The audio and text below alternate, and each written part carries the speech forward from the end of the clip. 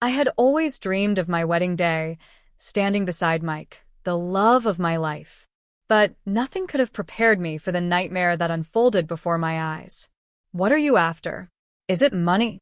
Those sudden, aggressive words sent a chill down my spine. Mike's father glared at me with pure disdain, his entire demeanor shifting from warm hospitality to outright hostility. I was stunned into silence. "I will never let my son marry some country farm girl," he roared. "My name is Nancy. I'm 26 years old, and in 6 months, I was set to marry Mike, the man I had loved since college. I had no parents. Both had passed away from illness when I was still in school. My grandparents raised me, and now my grandfather Ben was the only family I had left. Mike's father, Tom, was an executive at a major car manufacturing company. Mike often bragged about his wealthy background, and though he had a prestigious upbringing, I admired his hard work and intelligence.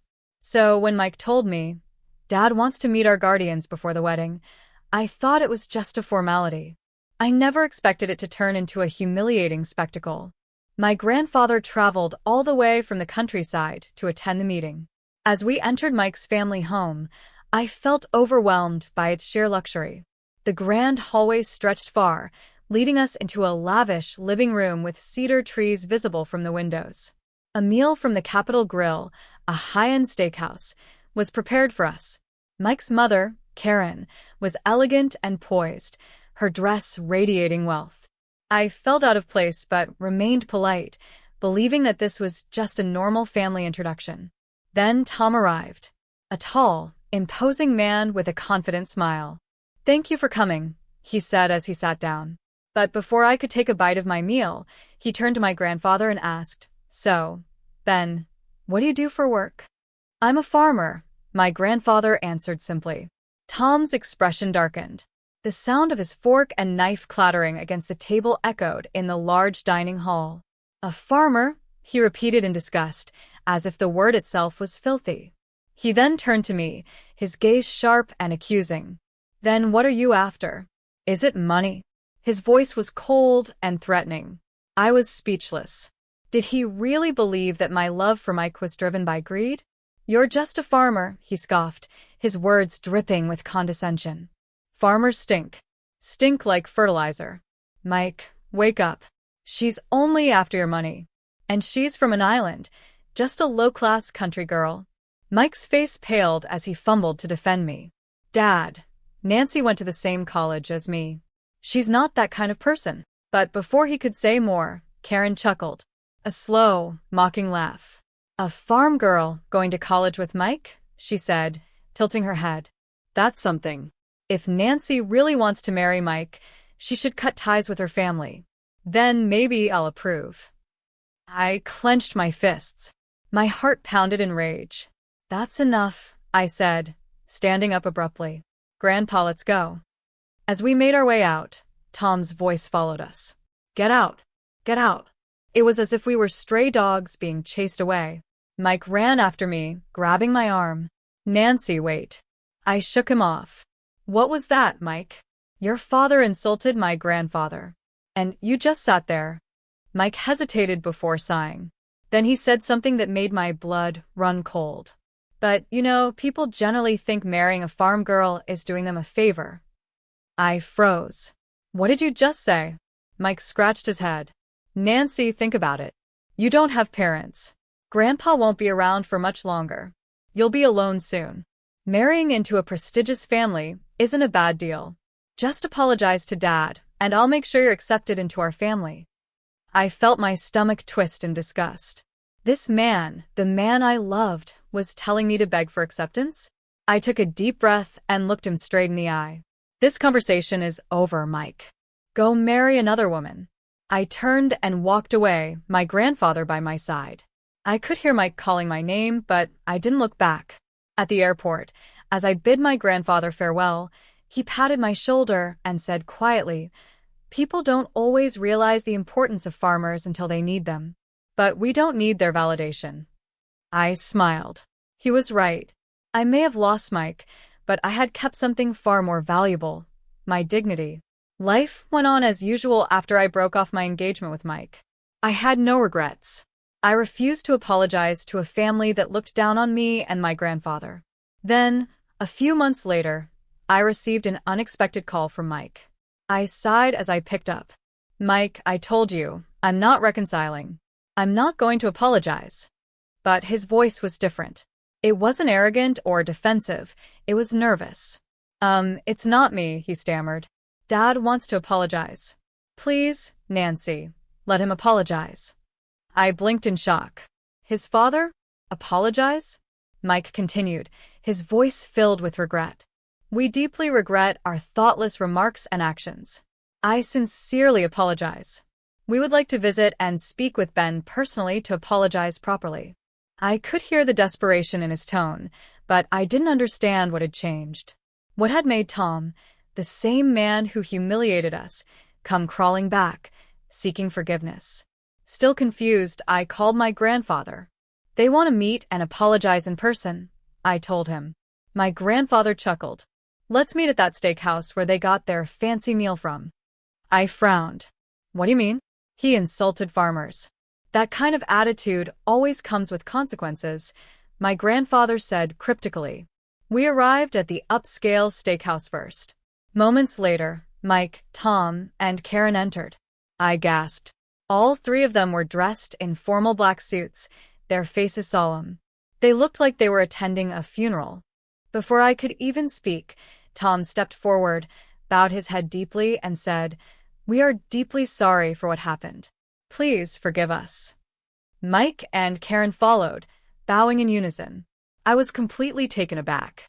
This was the same man who had thrown us out of his house with such hostility. Do you understand now? My grandfather asked quietly, looking at Tom. Tom nodded vigorously. Yes, very much so. I crossed my arms, still confused. Can someone please explain what's going on? Tom took a deep breath before speaking. His voice was shaky, his confidence from before completely shattered. After our conversation at the family meeting, he began, a week later, my company's research and development department reported that our supply of olive oil had been cut off. We later discovered that the president of the olive oil factory was you, Ben. I turned to my grandfather in shock. Grandpa, you own an olive oil factory? He nodded with a small smile. That's right. Tom continued, visibly trembling. Our company was working on developing a car engine that could use olive oil as an alternative fuel. We had invested millions into this project. But suddenly, our supply was gone, and our competitors started receiving it instead. Realization hit me like a freight train. My grandfather's words from before echoed in my mind. People don't realize the importance of farmers until something triggers them. This was the trigger. My grandfather stood firm, arms crossed. His calm, unwavering presence only made Tom more uneasy. Yes, my grandfather said. Your company was trying to develop a vehicle that runs on olive oil.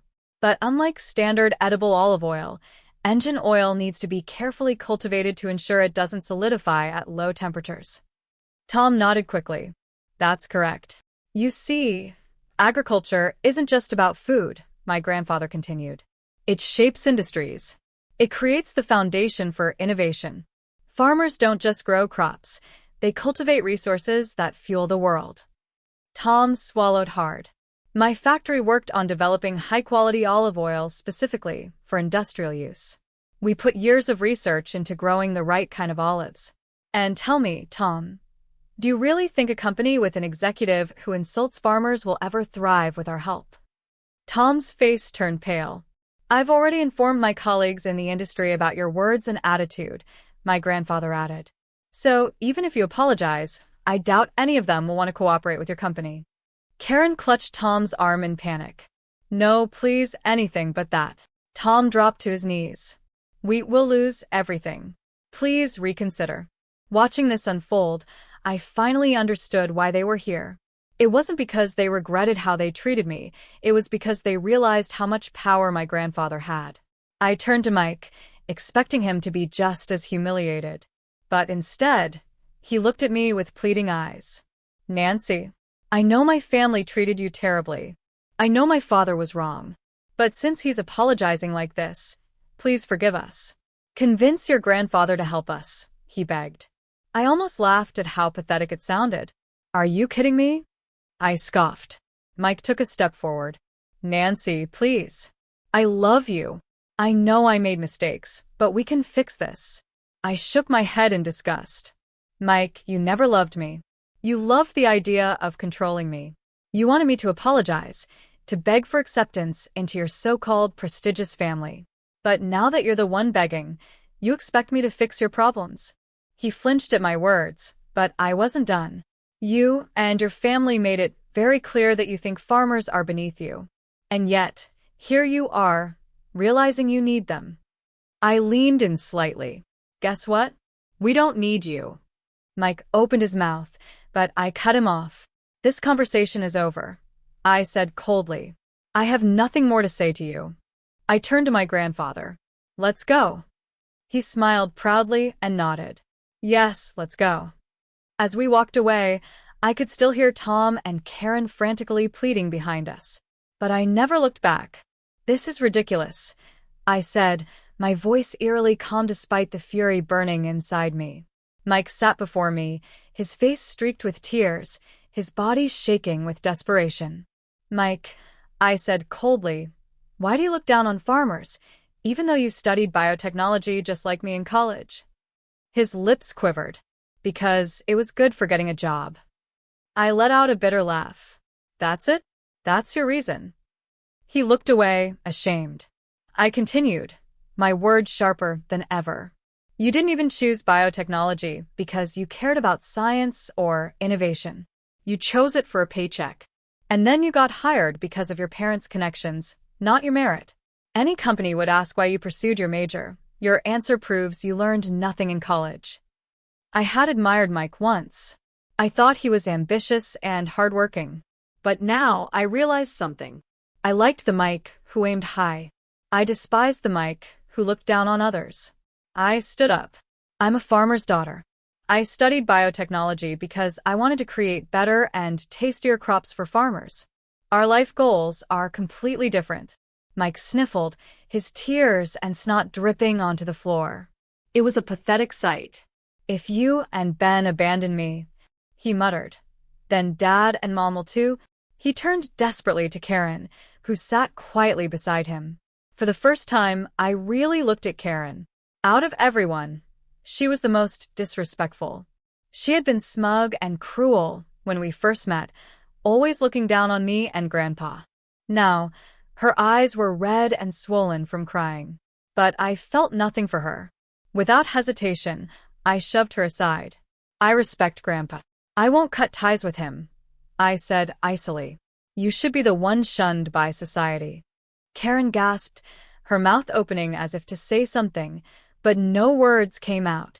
I turned back to the three of them. I've said everything I needed to. Leave. They tried to plead, to cling to whatever dignity they had left, but the restaurant staff intervened and escorted them out. The room fell into peaceful silence. I sat down again, exhaling deeply. Grandpa chuckled. I only ordered food for two. I raised an eyebrow. Why? This restaurant is an important customer of mine, he explained. I told them the situation, so I only placed an order for us. A warm feeling filled my chest. Even after all this, Grandpa thought of everything. Let's take our time and enjoy the meal, he said. It's been a while since we had dinner together. I smiled. Yeah, it has. As we ate, we talked about everything, science, agriculture, the future. I didn't need my parents. I had Grandpa. Word spread fast. Tom was demoted from his executive position and eventually resigned in disgrace.